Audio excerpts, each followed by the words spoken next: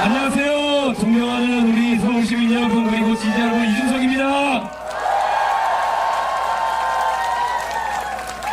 방금 제 지역구인 동탄에서 유세를 마치고 올라왔습니다. 그런데 우리 경기 남부에서도 이제 바람이 불고 있습니다. 그리고 이 서울에서도 바람이 부는 것이 느껴지십니까?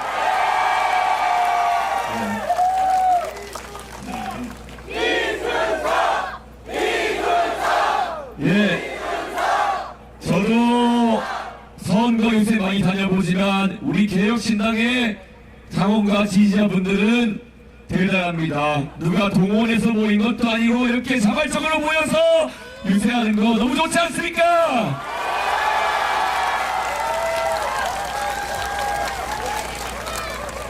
이제 선거가 이틀 정도 남았습니다.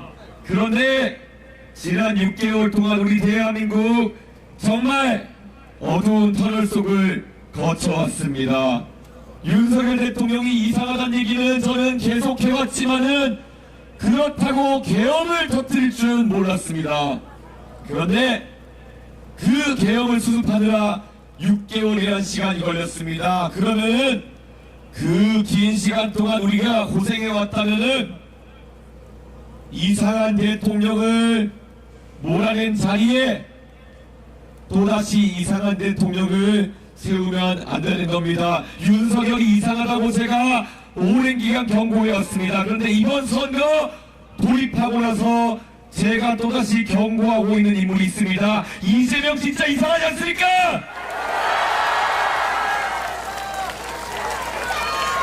인생에 무수히 많은 거짓말을 했다고 저는 생각하는데 그 이재명 후보가 오늘 또다시 민망한 거짓말이 하나 드러났습니다. 짐 로저스 회장에게 지지선언을 받았다고 이야기했는데 알고 봤더니 기자가 짐 로저스 회장에게 이재명 후보 지지선언한 거 맞냐?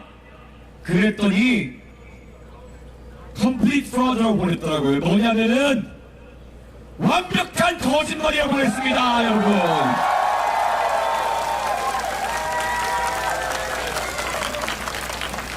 어떻게 대한민국 국민들 앞에서 공직선거에서 전세계 유명 투자자인 짐 로저스를 가지고 완벽한 거짓말을 할 수 있단 말입니까? 그 정도의 수준의 사람이면은 그 사람이 내는 공약 전부 다 완벽한 거짓말 아니겠습니까?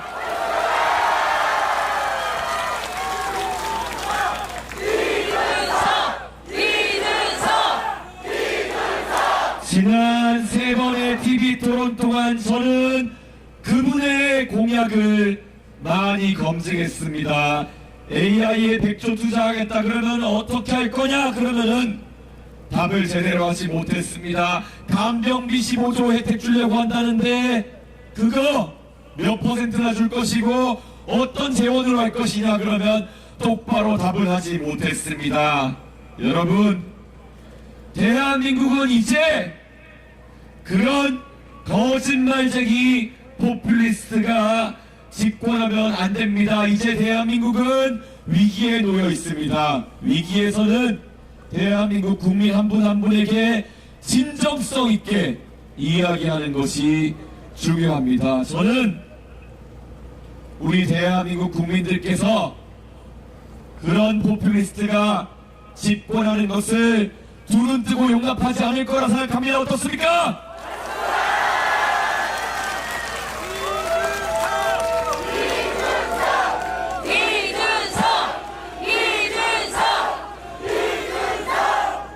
지금 우리에게는 투표용지에 몇 가지의 선택지가 있을 겁니다. 오늘 황교안 후보가 사퇴를 한다고 합니다. 그러면은 황교안 후보가 사퇴하고 나면은 투표용지에 이제 저와 김문수 후보, 이재명 후보, 그리고 권영국 후보 이 정도가 주요 후보일 텐데 저는 김문수 후보가 왜 윤석열 대통령이 정광훈 목사를 통해서 한 지지선언에 대해 가지고 아주 강한 거부를 하지 않은지 의심됩니다. 여러분, 지난 6개월 동안 계엄으로 국민들을 힘들게 한 사람이 무슨 염치가 있어서 이번 대통령 선거에 끼어든단 말입니까? 심판해야 하지 않습니까?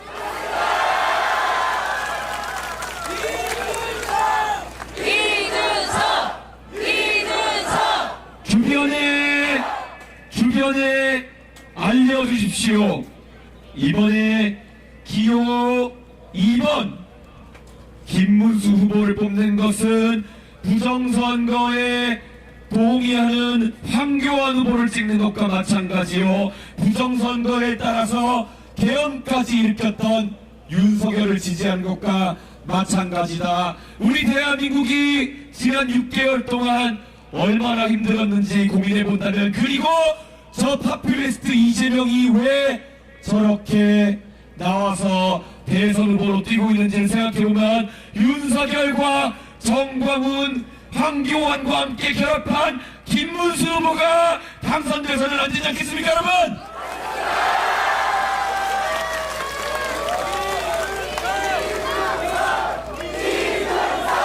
저는 제가 27살 나이에 정치에 들어온 뒤로 제 많은 것을 포기하고 이 자리까지 올라왔습니다. 저 원래 평범한 컴퓨터 프로그래머가 될 생각이었습니다.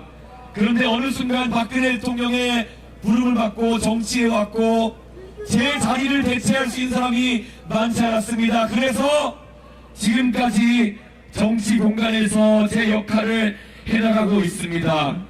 제가 살지 못했던 프로그래머로서의 삶, 과학자로서 연구자로서의 삶, 저에게도 큰 기회였지만 저는 내려놓고 대한민국의 정치 발전을 위해서 지금까지 살아오고 있습니다. 그런데 가장 아쉬운 것은 제가 속해 있는 범보수 진영이 기득권 중심으로 돌아가서 항상 조금만 변화를 가져다 놓으면 다시 과거로 돌아가고, 조금만 개혁해 놓으면 구태로 돌아가고, 이런 일들이 반복되기 때문에 제 인생에서 14년 동안 도돌이표가 이어졌습니다.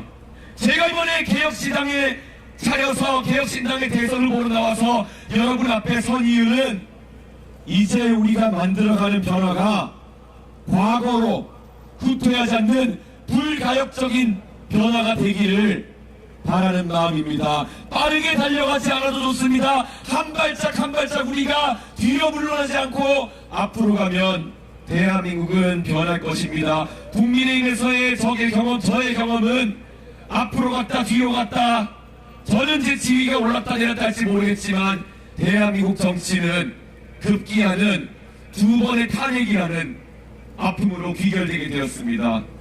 이 자리에 모이신 분들, 대한민국이 다시는 뒷걸음질 치지 않도록 저와 함께 앞으로 가시겠습니까?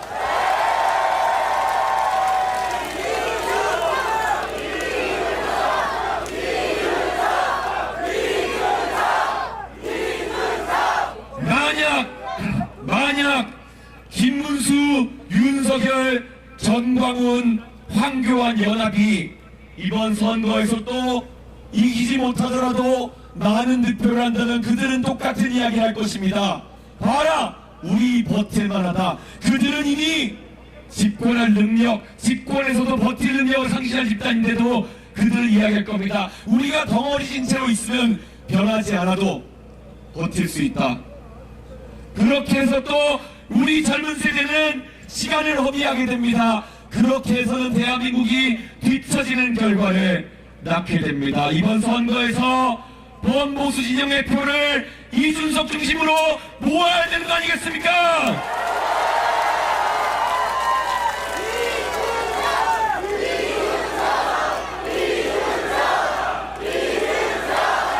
지난 TV토론 과정과 선거 캠페인 과정을 보시면 알겠지만 이재명의 포퓰리즘 누가 가장 신랄하게 비판합니까? 이재명의 부도덕성 누가 가장 신랄하게 비판합니까? 바로 저 이준석이 최전선에 나가서 피투성 정의가 되어가면서 싸우고 있는 거 아닙니까?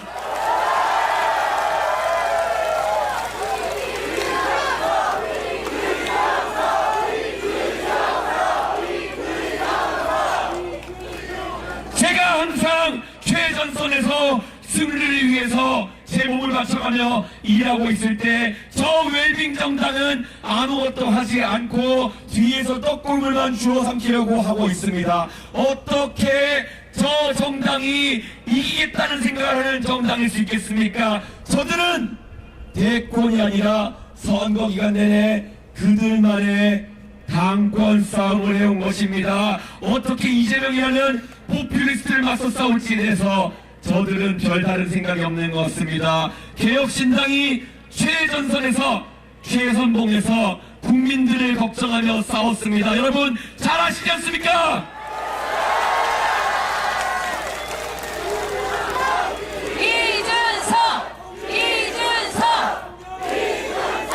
그것을 알면서도 저들은 틈만 나면 단일화니, 단일화 안 하면 배신자니, 이런 말을 통해서 정말 비열한 정치를 하고 있습니다.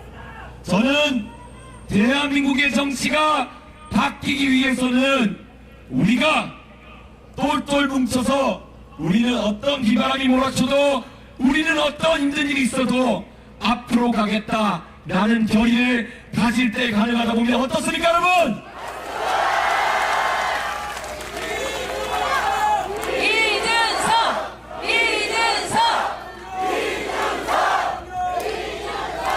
누군가는 저한테 이렇게 얘기합니다. 만약에 이번에 이재명이라는 사람이 대통령이 되면 가장 먼저 이준석에 대한 보복을 할 것이다, 제명할 것이다, 이런 이야기도 합니다. 이준석이 그것을 두려워하는 사람이었다면은 집권 1년 차에 윤석열과 맞서지도 않았을 것입니다. 저는 자신 있기 때문에 이재명의 비리를 까발리는 겁니다.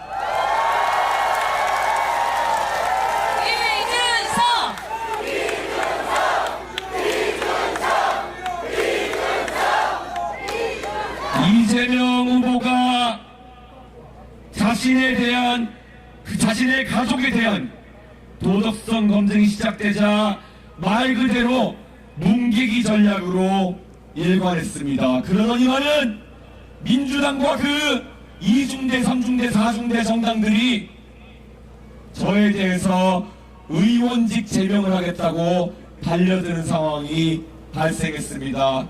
의원직은 누가 내리는 것도 아니고 오로지 동탄 이신도시의 의식 있는 유권자가 저에게 맡겨준 역할입니다. 헌법기관인 국회의원의 자리를 업수히 여기는 그들이 어떻게 민주주의자일 수 있겠습니까?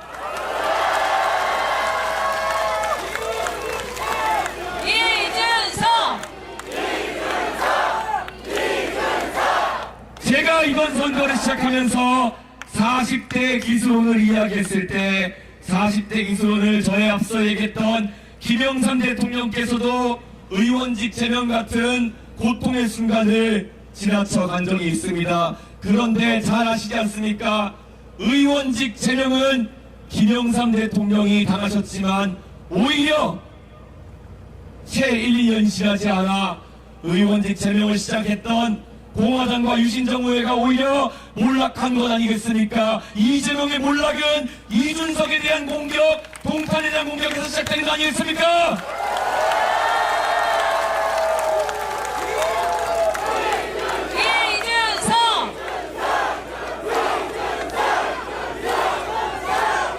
저는 이 땅에 저보다 후배 세대에게, 젊은 세대에게 좋은 것만 물려주고 싶습니다.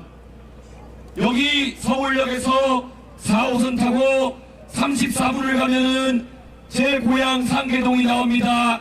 저희 아버지가 4호선 종점 상계동에 자리 잡았던 이유는 저희 아버지의 첫 직장이 바로 서울역 건너편 대우빌딩 대우상사였기 때문입니다. 그 미생에 나오던 장글의 삶을 살던 우리 아버지께서 저에게 상계동에서 자라는 저에게 기대했던 것은 아버지 어머니 조금 덜 입고 덜 먹더라도 언젠가는 내 아들이 자라가지고 대한민국의 중심부로 서서히 진출해 나가는 그런 삶을 믿었을 것입니다. 미생에 나오는 사람들도 똑같은 꿈을 꿨을 겁니다. 이 자리에 계신 모든 대한민국 국민들 똑같은 꿈 꾸지 않았습니까?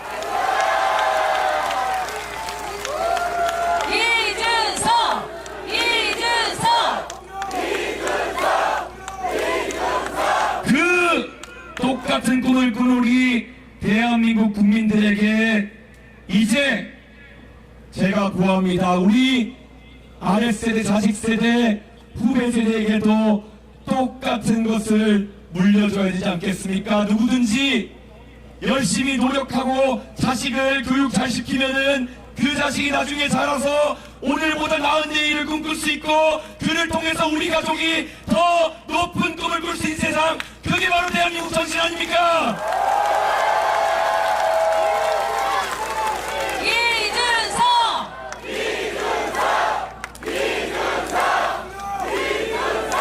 우리 대한민국 국민들은 흔히 저쪽 진영에서 얘기하는 것처럼 모두가 가재, 붕어, 개구리 같이 사는 삶을 바라는 사람들이 아닙니다. 왜 우리 자식들에게 가재, 붕어, 개구리에 그것에 만족하라는 얘기를 합니까? 우리 대한민국의 정신은 어느 집에서든 아이가 가장 높은 곳까지, 가장 좋은 곳까지 갈 수 있는 도전의 기회가 열려있는 사회, 그건 아니겠습니까?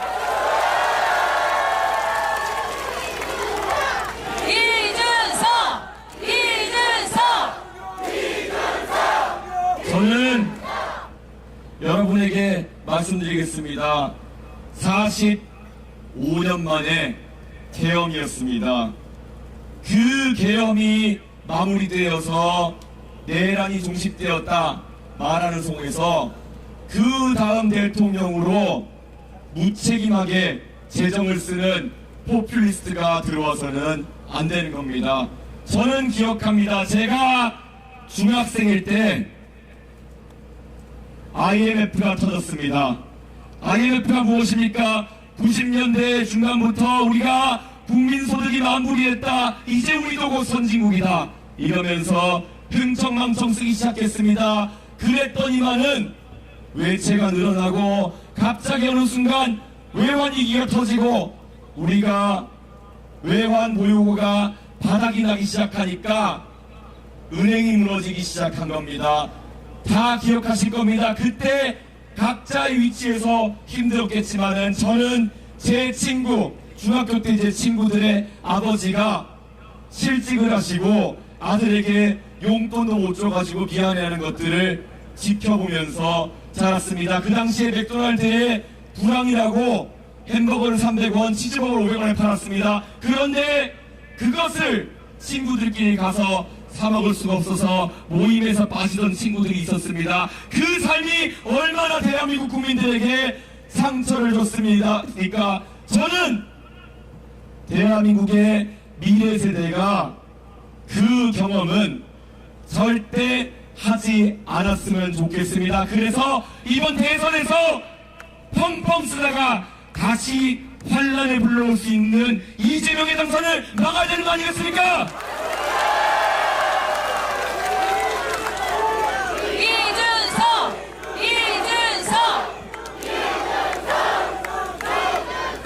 어떻게 국민들에게 희한한 경제학을 가르치려고 합니까? 호텔을 예약했다가 취소하면은 경제가 돈다는 이런 망상 속에서 경제를 운영해야 된다고 이야기하는 사람이 집권하게 되면 대한민국 경제는 IMF보다 더 심한 위기를 겪게 될 것입니다. 그리고 그 경험은 우리 아이들이 절대 해서는 안 되는 경험입니다. 자, 지금 우리가 이 포퓰리스트를 경계해야 되는 이유는 명확합니다.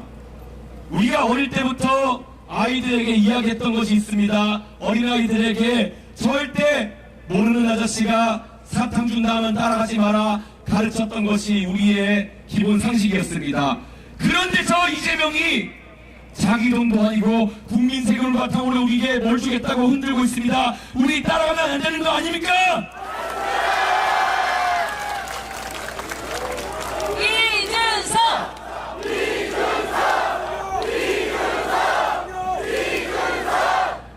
저는 이런 호텔 경제학과 더불어서 대한민국이 기축통화국이 되든지 이런 황당한 얘기는 본인이 돈을 펑펑 써야 되는 것을 합리화하기 위한 개똥철학이다, 이렇게 생각합니다. 어떻게 이렇게 황당한 소리를 합니까? 진짜 말이 안 되는 소리, 경제학의 주류 의견도 아닌 것을 갖고 나와서 TV 토론에서 국민들에게 가르치듯 이야기했습니다. 그런데 저한테 루카스 자이제라는 사람을 아냐고 물어봤는데 제가 나중에 그분을 찾아보니까 독일 공산당 기관지 편집장 출신이었습니다. 도대체 이 사람은 어떤 사람이길래 독일 공산당 기관지 편집장의 일을 국민들에게 가르치려고 하시는 겁니까? 처음부터 애초에 그런 잡지는 왜 보는 겁니까? 이상한 사람 아닙니까?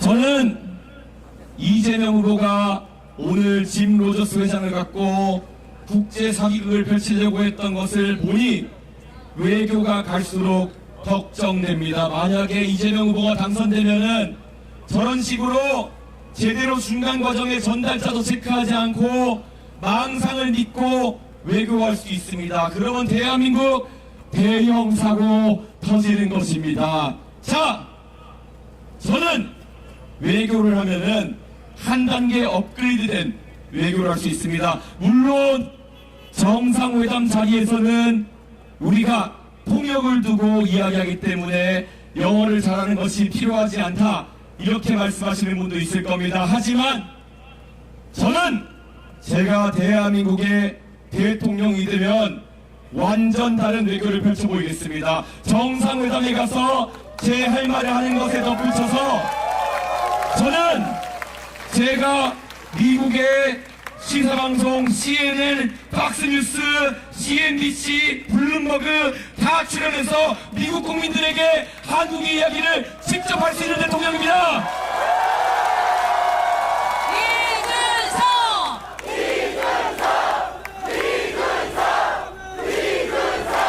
여의도 바닥의 정치에서는 제가 하버드를 나왔든 뭐했든 학연에 도움이 되지 않습니다. 하지만 제가 워싱턴 DC에 가서 외교를 하는 순간 제 학벌이라고 하는 것은 대한민국을 위해서 크게 쓰일 수 있는 자원이 됩니다. 저는 대한민국을 위해서 아끼지 않고 쓰겠습니다. 제 친구들이 워싱턴의 정관계에서 이제 실무자 역할, 고위 역할을 해당하기 시작하고 있습니다. 대한민국을 위해서 그 인맥을 쓰겠습니다.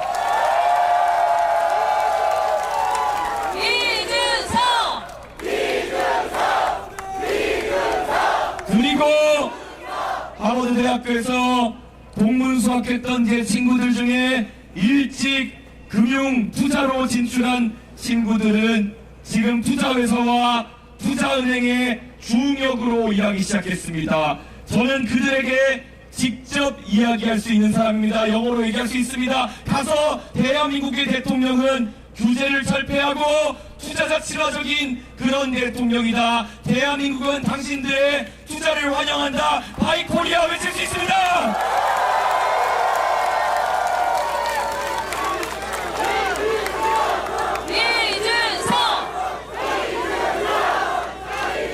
그것을 넘어서 저는 제가 컴퓨터 과학을 전공하면서 저와 동문수학했던 친구들이 미국의 유수 테크 자이언트의 임원진으로 가 있습니다. 그들에게도 이야기할 것입니다. 대한민국에서 우수한 인력들을 채용해서 사업하는 것을 주저하지 마라. 대한민국의 대통령이 이공계 출신, IT 진 출신이고 무엇보다도 규제 잘 철폐할 것이고 미국에 있는 기업이 한국에 진출하도록, 한국에 있는 기업이 미국에 진출하도록 적극 지원할 것이다. 바이 코리아 다시 외칠 수 있습니다.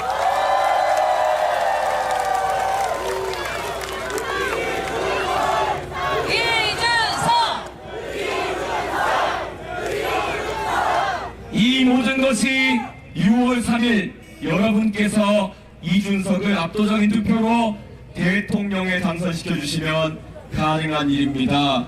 사실 저는 지금까지 제 조국 대한민국을 너무 사랑한다고 말씀드려왔습니다. 제 조국 정말 저에게 무한한 기회를 주었고 제가 미국에 가서 국비로 공부할 수 있는 기회까지 줬습니다. 저는 너무 간절합니다. 내 조국 대한민국을 위해서 제 역량을 쓰고 싶습니다.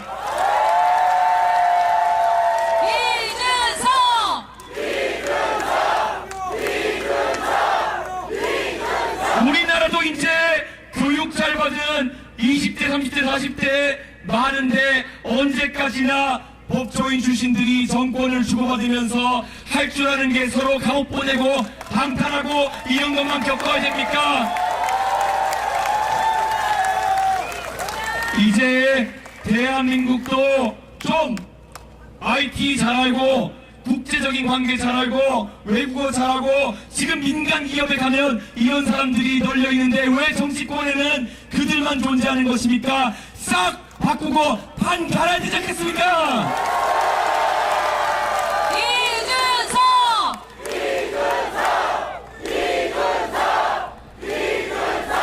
대한민국이 왜 민간의 창의력만큼 여의도의 정치권의 정부의 창의력이 쫓아가지 못합니까? 지금까지 항상 젊은 사람들이 주각을 드러내려 할 때마다 너는 기다려, 나중에 기회가 있잖아, 내가 먼저 할게, 넌 세상을 더 배워야 돼, 뭘 배우라는지 가르쳐주지 않고 무조건 억누르던 그런 문화 속에서 젊은 세대가 숨막혀가는 거 아닙니까 여러분?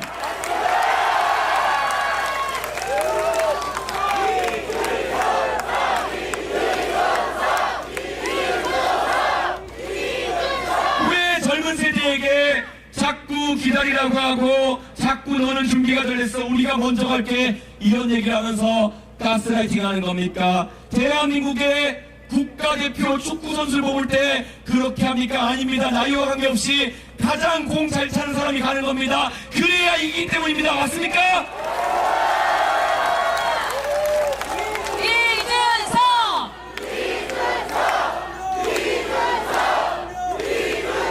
대한민국의 어떤 민간 기업에서 나이가 많다는 이유만으로 임원진에 올라가고 나이가 적다는 이유만으로 배척하는 일이 일어나겠습니까? 요즘 민간 기업에 가면 30대 상무, 40대 부사장 널렸습니다. 왜 정치권만 안 된다는 겁니까? 바꿔야 되지 않겠습니까?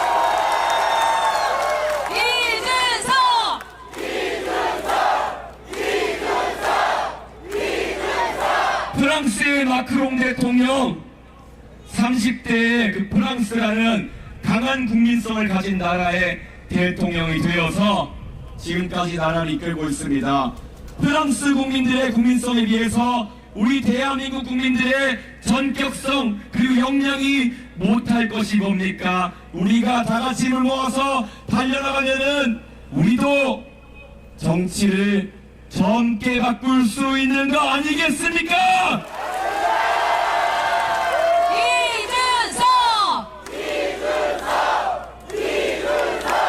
의석이 부족하다고 뭐라 할 이유가 뭐가 있겠습니까? 마크롱 대통령도 영석에서 시작해서 화끈한 개혁을 통해서 프랑스를 바꿔낸 것입니다. 마크롱 대통령 30대이기 때문에 살아갈 날이 40년, 50년 있었습니다. 그래서 아마 그는 프랑스 국민들에게 나중에도 부끄럽지 않은 정치를 하겠다고 결심했을 것입니다. 반면 대한민국의 정치인들은 국회의원 평균 연령이 58세라고 합니다. 이 사람들은 10년만 있으면 은퇴하겠지라는 생각에 근본적인 문제를 해결하기보다 내가 정치하는 동안 폭탄 터지지 않았으면 좋겠다 해서 폭탄 돌리기를 하고 있는 겁니다. 그래서 제가 이 판을 갈아엎어야 된다고 이야기하는 것입니다. 이준석은 다릅니다. 완전 바꿀 수 있습니다.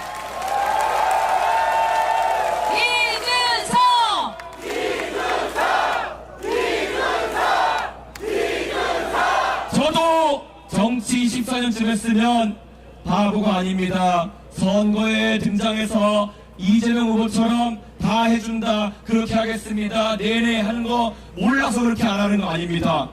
그런데 그게 얼마나 무책임한 약속인지를 안다면은 절대 그렇게 가볍게 선거하는 거 아닙니다. 왜냐? 이재명 후보 재원 마련 대책 제대로 이야기하지 않으면서 결국엔 나중에 젊은 세대에게 빚더미를 떠넘기려고 하는 것이 아니겠습니까? 여러분, 저는 그래서 곤란합니다. 지금은 안 될 것 같은데요, 아닌 것 같아요 라는 얘기를 계속합니다. 제가 바보라서 그런 게 아니라 저는 무책임한 정치를 하기 싫기 때문입니다. 여러분, 맞지 않습니까?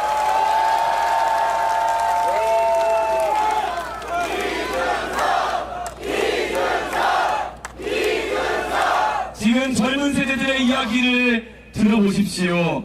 요즘 월급 받아서 아니면 장사해서 돈 번 가장이 세금 떼고 4대 보험료 떼고 이자 올라가지고 주택담보대출 갖고 나면은 아이들에게 투자할 돈, 아이들에게 쓸 돈, 우리 가족 외식 한번 할 돈이 남지 않습니다. 이 상황에서 젊은 세대가 무슨 꿈을 꾸고 무슨 미래를 그리겠습니까? 저는 그래서 이재명식으로 우리 세금을 올리고 건강보험료 올리고 국민연금 올리는 정책은 절대 입 밖으로 꺼낼 수가 없을 것 같습니다. 불필요한 낭비 줄이겠다는 약속이 먼저 아니겠습니까?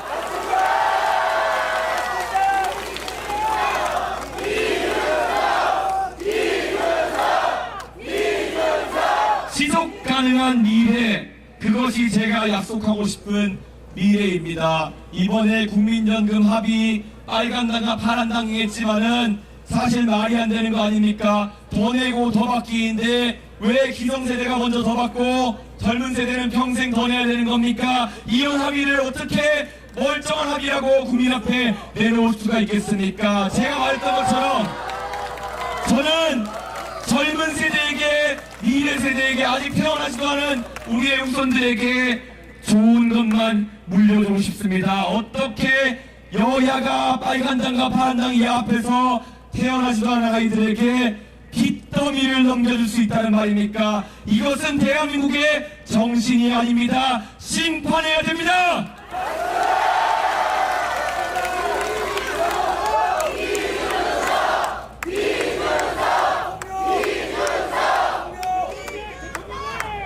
이번 선거 막바지로 가면 갈수록 사표론이니 뭐 이런 이야기를 하면서 우리의 의지를 꺾으려는 사람들이 나타나고 있습니다. 그런데 여러분께서 단호하게 대처해 주십시오. 아까 말씀드린 것처럼 김문수 후보에게 가는 표는 바로 윤석열에 대한 지지요, 황교안에 대한 지지요, 전광훈에 대한 지지다. 이 표는 투표하는 순간부터 사표입니다. 그렇지 않습니까?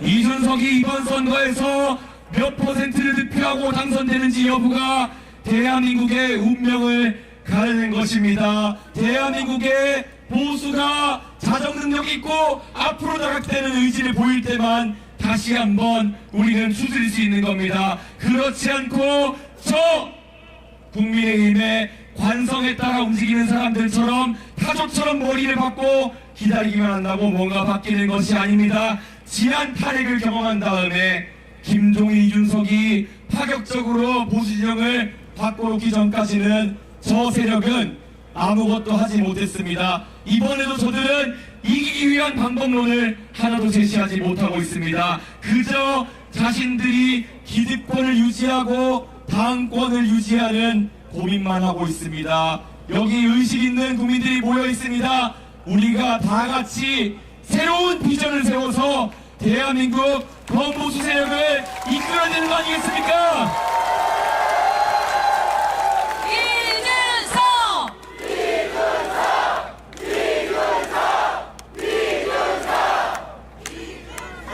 주변에 혹시 망설이는 분이 있다면 오늘 제가 이렇게 이야기를 하면은 앞에 계신 언론인 중에 어느 누군가는 제가 방금 전에 말한 것처럼 김문수 후보를 찍는 것은 윤석열을 찍는 것이요, 황교안을 찍는 것이요, 전광훈을 찍는 것이다 라는 이야기를 기사 제목으로 달아주실 분이 있으실 겁니다. 그러면 그 기사를 주변에 진정한 정치 개혁을 바라는 분들에게 공유해 주시겠습니까?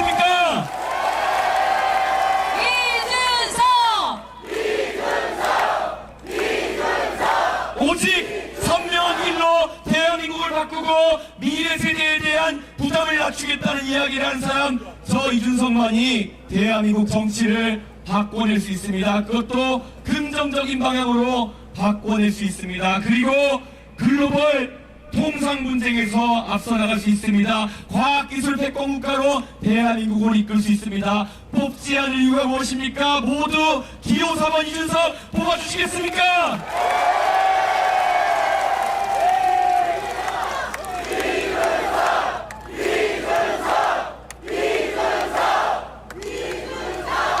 저는 오늘 여러분께 간곡히 호소했습니다. 저 스스로도 100% 완벽한 사람은 아닐 것입니다. 그래서 항상 여러분의 조언을 귀 기울여 듣고 있습니다. 지금은 그런데 제가 여러분을 이끌고자 합니다. 포퓰리스트 없는 세상, 계엄에 찬성했던 세력 없는 세상, 그게 바로 지난 6개월간 우리가 준비해왔던 그런 대한민국의 방향 아니겠습니까?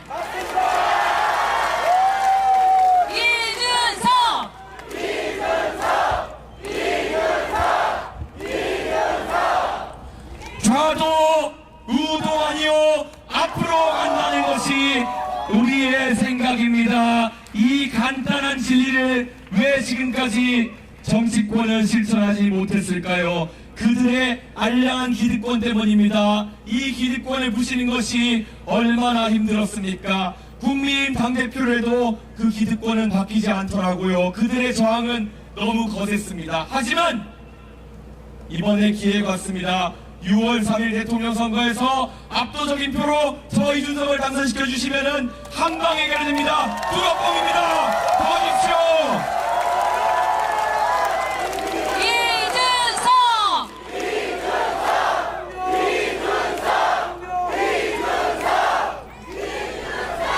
간곡히 호소합니다. 대한민국 지금 6개월 동안 많이 힘들어하신 거 압니다. 이제 그것을 극복하고 다시 한번 대한민국이 민주주의의 선도국가로 앞서 나갈 수 있어야 됩니다. 이재명 후보 당헌 80조라고 민주당에 있습니다. 범죄 혐의로 기소돼가지고 유죄가 나오면은 당직을 할 수 없게 하는 조항인데 이재명 후보 마음대로 법을 바꿔버린 겁니다. 그 당헌 80조를 바꾸고 나서 이재명 후보가 계속 대표를 할 수 있었던 것입니다. 여러분, 우리가 아이들한테 부끄러운 모습은 보이면 안 되지 않겠습니까? 아이들한테 나중에 법 잘 지키면서 살아라 이렇게 가르쳤더니 아이들이 와서 이재명 후보는 마음대로 법을 바꾸던데요? 이렇게 하면 우리는 아이들에게 법치를 가르칠 수 없게 됩니다. 아이들한테 야, 말 좀 곱게 써라 그랬는데 이재명 후보는 앞머리에 다 하던데요? 그러면 우리는 아이들에게 바른 말씀을 걸 수 없는 겁니다. 아이들한테 가족들에게 잘해라 이렇게 얘기했어요. 이재명 후보는 아무렇게나 하던데요? 이렇게 되면 우리는 말을 할 수가 없는 것입니다. 대한민국의 기준이 어디 서느냐의 문제입니다. 저는 이번 선거에서 여러분께서 대한민국의 도덕적 상식의 기준, 그리고 적어도 정치 문화의 기준을 제대로 잡아주시길 부탁드리겠습니다. 저 지난 선거운동 기간 동안 열심히 뛰면서 대한민국의 정치를 바꾸겠다는 말씀을 드렸습니다. 이제 여러분이 도와주실 차례입니다. 남은 이틀 동안 여러분께서 주변에 최대한 홍보해 주십시오. 대한민국의 미래를 위해서 많은 홍보해 주십시오. 열심히 해서 제가 그 성원에 보답해서 대통령이 되어서 대한민국을 중기로 이끌겠습니다. 감사합니다.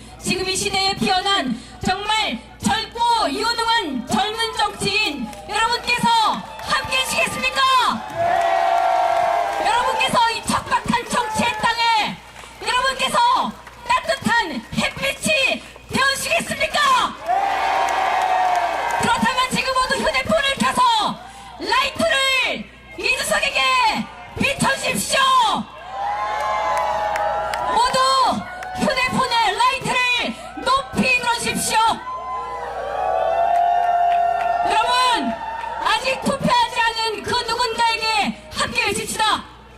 함께 합시다.